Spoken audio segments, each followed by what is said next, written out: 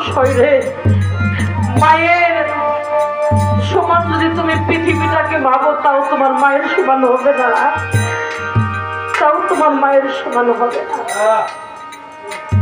মা যদি দয়া করে দয়া না করে আমাকে গর্ভে স্থান না দিত, আমি কি সুন্দর দুনিয়া দেখতাম?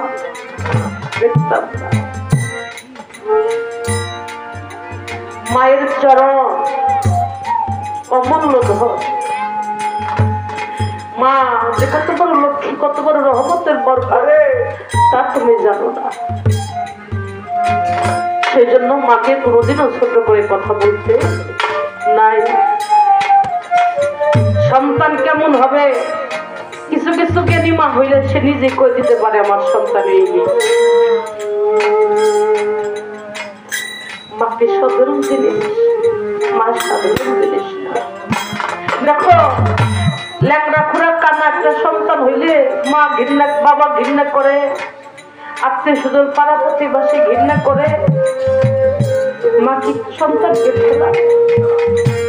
দেখবেন কিছু প্রতিবন্ধী আছে, ওরা হাঁটতে পারে না, মুখটা লোল পড়ে, পায়খানা প্রসাব ওরা এক জায়গায় করে, তারপর কিন্তু সেটা মা পরিষ্কার করে, কারণ মার বুকের কিন্তু এক বান্ধব হলো মা ছাড়া ওকে কিন্তু দ্বিতীয় আর কেউ দেখতে পারে না। আগে হলো আমার এই গুরুকে ঠিক করতে হবে, এই গুরু হলো ঠিক, তারপর যদি আমি আমার সাধকের গুরু, আমার ভবপারের গুরুর কাছে যাই, আমার ভবপারের গুরু বলবে আগে তোর মার খেজমত লাগবে, মার ভজন লাগবে, তারপর আমি তোরে পার করতে পারবো। তাই বাজা আমি তো ভক্ত হইতে পারি নাই, ভক্ত হইতে যা লাগে তা একটা আমার কাছে নাই।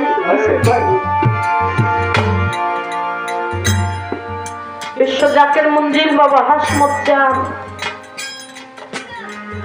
ওনার লক্ষ লক্ষ কোটি কোটি ভক্ত, ভক্ত ছিল মভি পাগলা। এই মভি পাগলা দরবার দিয়ে ঘুরতো।